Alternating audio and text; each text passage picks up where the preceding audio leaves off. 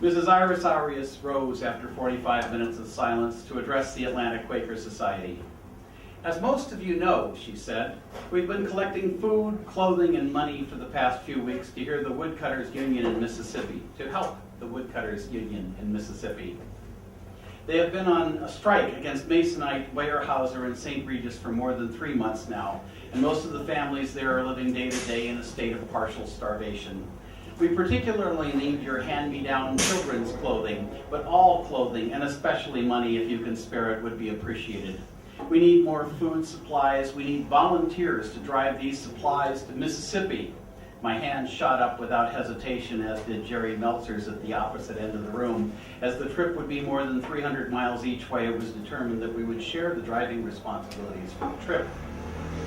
This was the new Atlanta of 1972. The city had elected its first black mayor, Maynard Jackson. It celebrated the opening of the Atlanta Underground Commercial Center as a rejuvenation of a physically and spiritually rotting civic center. And Jimmy Carter sat in the governor's office under the shiny golden dome at the state capitol building. Martin Luther King Jr. was gone, but Julian Bond, Coretta King, and Martin Luther King Sr. were still very much alive and making their presence felt in the city. The sunshine from a beautiful spring day flooded through the colored glass windows of the Quaker Meeting Hall and danced upon the varnished wood floor of the empty square at the center of the meeting. It was hard to imagine from the immediate beauty that we saw the level of desperation and courage in the face of struggle that we would find at the other end of our journey. Like me, Jerry was in his early 20s and had recently come from up north. He'd come from Pennsylvania the previous years while I had migrated from Manhattan in early January. This was not so unusual for that time and place. Of the people that I met in Atlanta, approximately 50% had recently come from somewhere else than the South. It was not a dangerous journey, nor did we expect it to be. Shortly after I arrived in Atlanta, I had painted over the red portion of an aged red, white, and blue 1964 Chevy Econoline van that I'd purchased from a young man on Long Island. It had looked more like a mailbox than an American flag, but given the incident in Virginia on my way down to Atlanta, I really didn't want to provoke anyone. The trip would take me into the two-lane road where Peter Fonda's Captain America was blown out of his saddle in the film Easy Rider. Although I knew that it was a Hollywood allegory, I also knew that that allegory was probably only a short distance from a newspaper clipping. My long hair and red beard was as far as I wanted to go down that path. Besides, this was the 70s, and although there was still a war raging in Vietnam, the shootings and beatings of the 60s were now only memories. All was quiet on the southern front. There was no money to deliver, but we stuffed the van full with green plastic bags containing groceries and clothing and rolled off down I-185 towards Montgomery.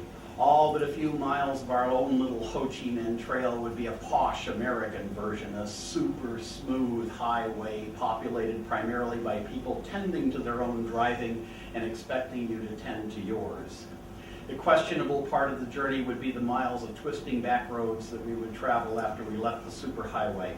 Those would be the miles of woods leading to the Forest Home, Alabama, and after that, the back roads leading to Quitman, Mississippi. Jerry and I started after breakfast on Monday morning. The scenery rolled by, marked most notably by the iron-rich red dirt that amazingly does not end at the Georgia-Alabama state line. We listened to whatever rock stations we could find on the radio, but those faded quickly, leaving only the ever-present country music stations that had much stronger signals. We talked about the tragic crash of the plane carrying the Lynyrd Skynyrd band and about Greg Allman's addiction to heroin. I sensed that Jerry would have liked to know a little bit more about my personal history, but I was not ready to let anyone into that part of me just yet. I had just made a major life decision before coming to Atlanta. My trip southward from Greenwich Village marked the breakup with the woman who had been the greatest love of my life up to that point. The woman who'd taken me in and loved me and whom I'd loved in return like an acetylene torch. The only problem was that at age 22, I could not see the end of infinity with her. I wanted a perfect match and was not yet nearly mature enough to realize the inevitability of flaws, nor even the extra unseen layers of beauty within her that I would realize in time. Many of the things that I thought were missing were, in fact, right there inside of her. I expected my future mate to see me for my potential as I would have blossomed, yet I had not yet developed the eyes to see the potential inside of her. That was not a story for sharing with a stranger like Jerry. However nice a guy he appeared to be, the story must be reserved for another chapter. Instead, it is so very, very easy to talk about external things, about music, about the news, about what we would do, or just sit quietly and listen to the hum of the engine as it ground on through the morning past the screaming red clay and the consistent green of birch trees. I told Jerry that I was planning to write an article about the trip and about the plight of the Mississippi and Alabama woodcutters for the Great Speckled Bird, the radical Atlanta underground newspaper that fancied itself as the left-wing beacon of the South. I had brought along 3 rolls of 35mm Kodak film to document the excursion and to illustrate the article. There was also the roll in the camera, which had been half filled with personal shots taken before the trip. I had no way of knowing the special part that this particular roll of film would later play. I'd also told him about my meeting with Coretta King earlier that month. I originally tried to help the Martin Luther King Jr. Library organization by doing some writing or press relations or something that could capitalize upon the journalistic skills that I had learned as an apprentice at Newsweek back in New York.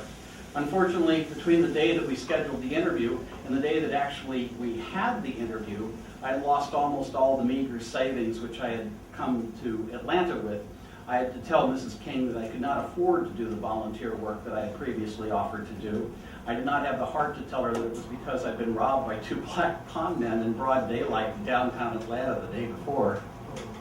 I also did not want to mention that the last part of the van, I also did not want to mention that last part in the van to Jerry, as it was somewhat embarrassing to have been the victim of what police later called the Jamaican bum routine.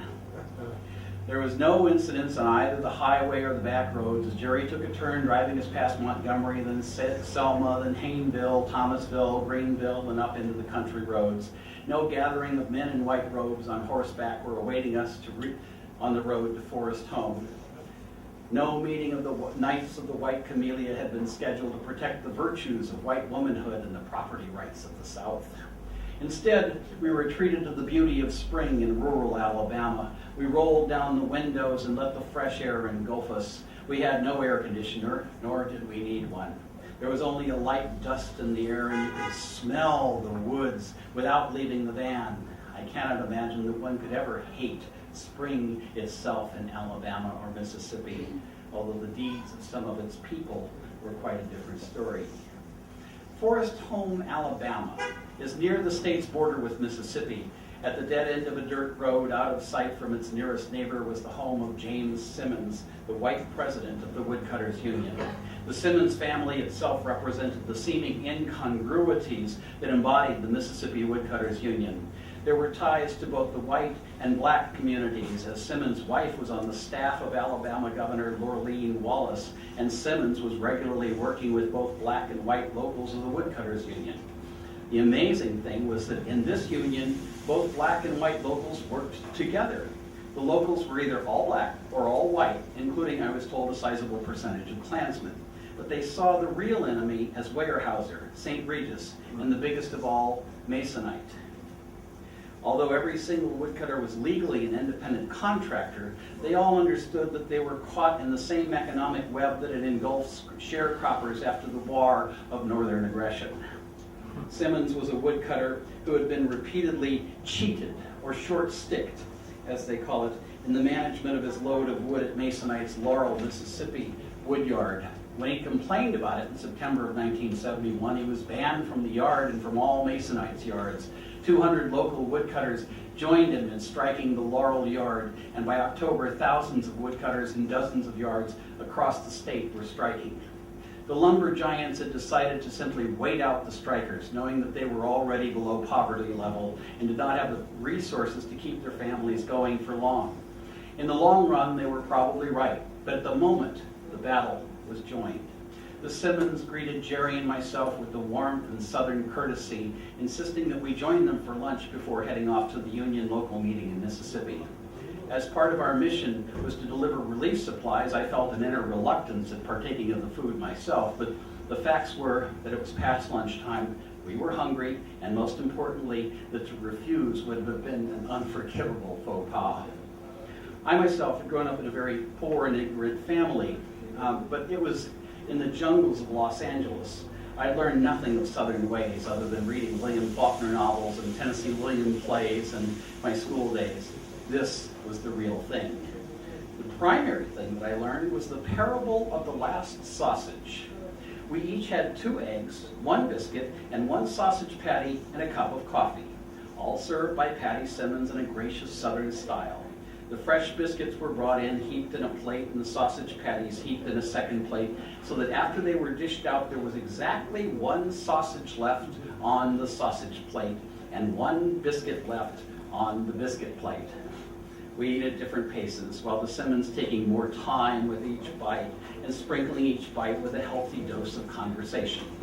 I had fundamentally not changed eating habits from either my upbringing days or my student days. I talked and I ate, wolfing my portion down quickly and unconsciously, with only an interior note to myself about how tasty the fried sausage seemed. At that point, James Simmons performed what had obviously been a household ritual throughout the South. He pointed to the last biscuit and the last sausage and said that it would be a sin to let it go to waste. He offered it genuinely to each person at the table, starting with Jerry and myself and ending up with himself.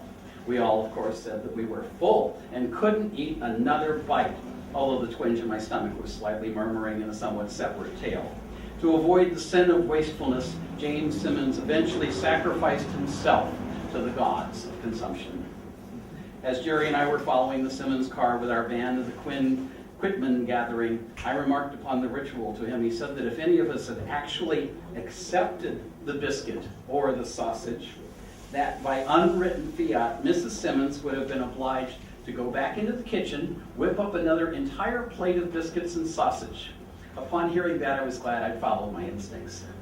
The 159 miles from Horace Home, Alabama to Quitman, Mississippi passed quickly along the 2-lane roads.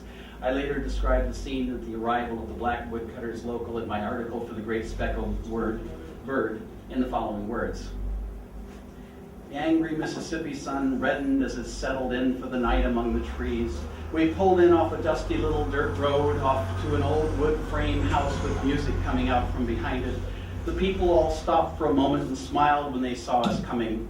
There were 8 or 9 dark, craggy faces above the woodcutters' overalls or shirts and work pants, 7 or 8 women's faces, young boys, and a few girlfriends. The smell of catfish frying poured out of a big iron kettle in an open fire in the middle of the yard under a string of lights. James Simmons, president of the Gulf Coast Pulpwood Association, stood to the side of his car. He smiled and waved as the conversation started buzzing again. It was a scene straight out of the 30s. The union organizers had arrived.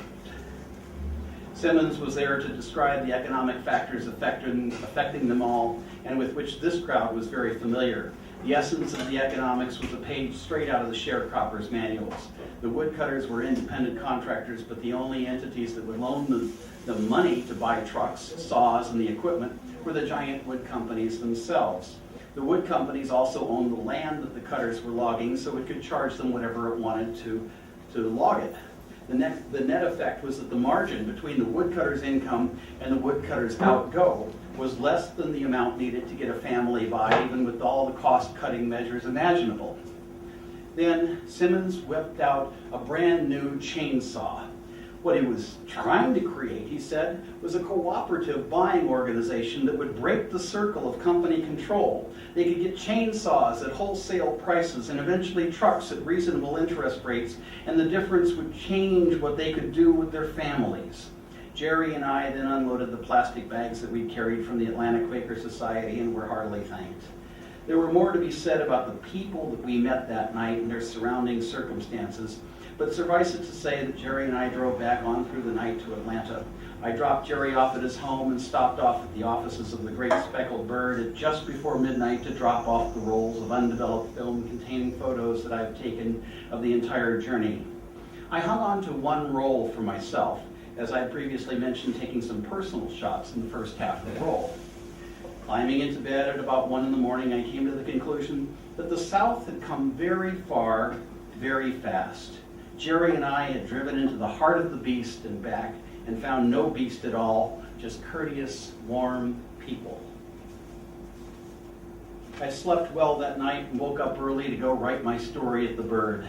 When I arrived at the Bird's headquarters, it was a pile of ashes, with 2 fire trucks blocking the street and firemen mopping up the last of the burning embers.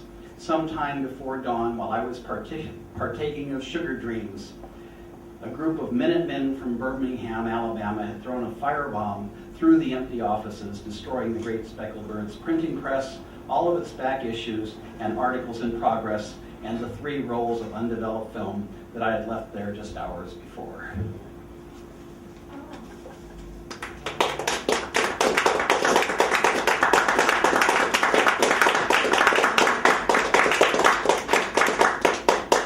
One photo from the Mississippi trip survived on the personal roll, and that became the headline. What is it? That's two of the woodcutters at their truck, their pickup truck. Yeah. And in the Atlanta Constitution, they had the photo. Although you can't really see too much of it, other than that several houses were blackened. This is the firebombing of the Great Speckled Bird, which happened 40 years ago to this day. Today's date? May 5th, 1972. Very impressive, actually.